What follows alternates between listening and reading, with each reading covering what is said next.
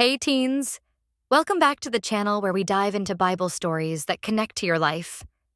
Today, we're exploring two epic heroes, David, the young shepherd who faced a giant, and Gideon, the farmer who grew into a leader for God. Found in 1 Samuel 17 and Judges 6, their stories show us how to trust God, whether you're feeling bold or unsure. Grab a seat, maybe a snack, and let's get started. Let's start with David. Picture a teen, maybe your age, tending sheep in the fields. In 1 Samuel 17:26, David hears about Goliath, a 9-foot Philistine warrior mocking God's people, and asks, "Who is this uncircumcised Philistine that he should defy the armies of the living God?" The Israelite army's terrified, but David's ready.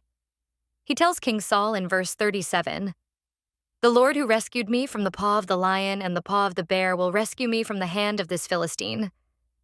He's confident because God's protected him before. Facing Goliath, David says in verse 45, "You come against me with sword and spear and javelin, but I come against you in the name of the Lord Almighty." With one stone from his sling, Goliath's down. David's faith shines in verse 47, declaring, "The battle is the Lord's."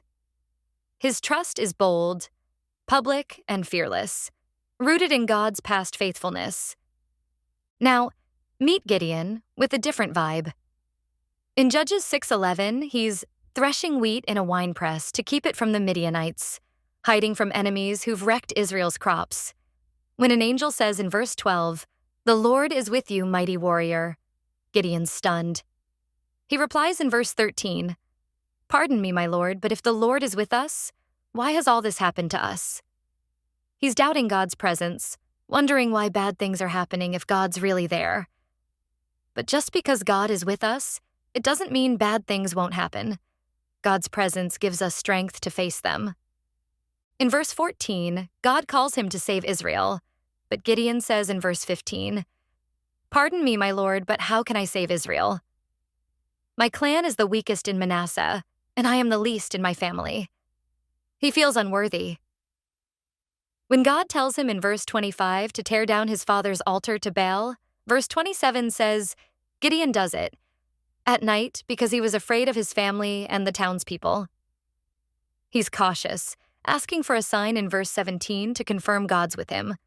But God's patient, and Gideon later leads 300 men to defeat the Midianites with torches and trumpets, showing faith that grows from doubt to action. David's faith is fearless, like in 1 Samuel 17:46, where he says God will defeat Goliath so that the whole world will know there is a God in Israel. Gideon's faith starts shaky, but God reassures him in Judges 6:16, "I will be with you." David's bold and open, Gideon's hesitant and private. Yet both are celebrated as heroes of faith in Hebrews 11:32, where their names are listed among those who trusted God to do great things. Their different journeys show that God uses all kinds of faith to accomplish his plans. Now, let's see what this looks like today. Meet Mia, a teen like you. Mia loves her church youth group, and she wants to invite her school friends to join her. Like David, she feels a spark of courage. She remembers 1 Samuel 17:37, where David trusted God's past help with lions and bears.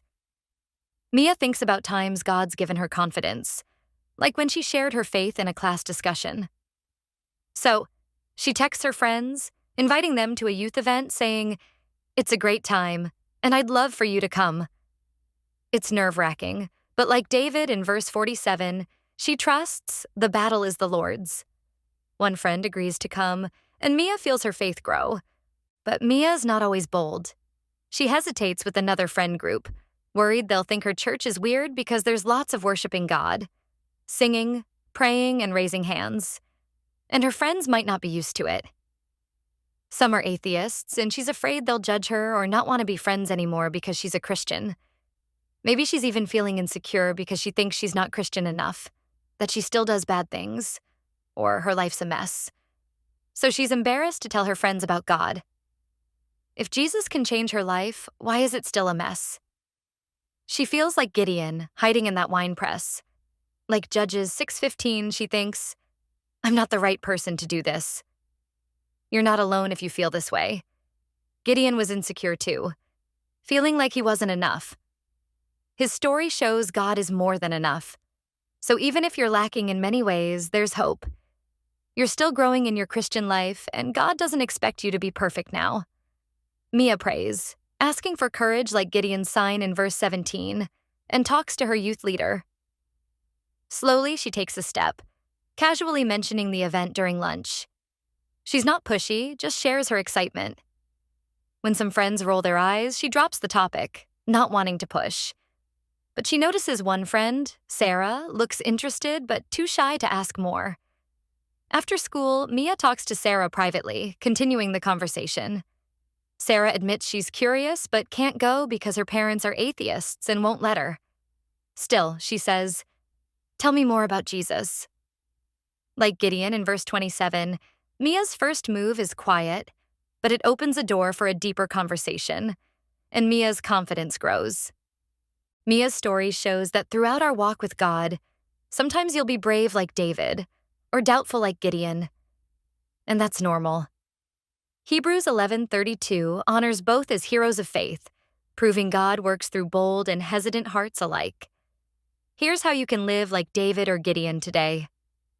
How to be like David. Stand up for your faith. David challenged Goliath's mockery in 1 Samuel 17:26. You can stand up too, maybe by inviting friends to church or living out your values, even if others don't understand your beliefs. Trust God's faithfulness.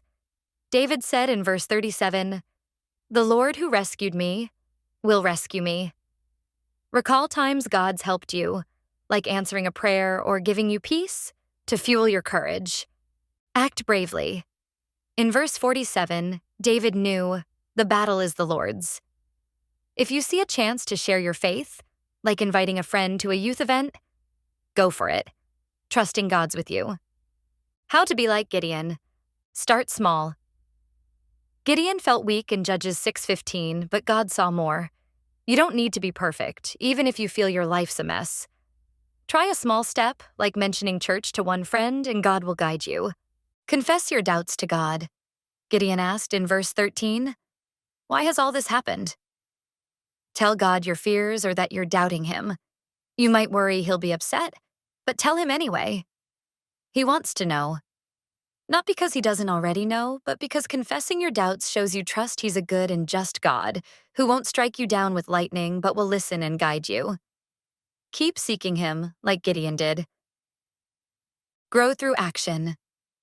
Gideon obeyed in verse 27, even scared. Take one brave step, like talking to a curious friend about Jesus, and watch God build your confidence. Here's the deal. Whether you're bold like David, leaning on 1 Samuel 17:47, or growing like Gideon, trusting Judges 6:16, God's ready to work through you. Like Mia, you'll have brave days and doubtful ones, and that's okay. God's with you, just as he was with David and Gideon, heroes of faith in Hebrews 11:32. So, what's your next step? Maybe it's facing a fear, confessing a doubt, or inviting a friend to church, or sharing more about Jesus with someone curious, or saying, "God, I'm ready. Please help me." That's the story of David, Gideon, and Mia. Comment below. Do you relate to David's courage in 1 Samuel 17, Gideon's journey in Judges 6, or Mia's mix of both? What's one step you'll take this week? Like this video if it inspired you, subscribe for more stories, and share it with a friend who needs encouragement. See you next time. Keep trusting God and moving forward.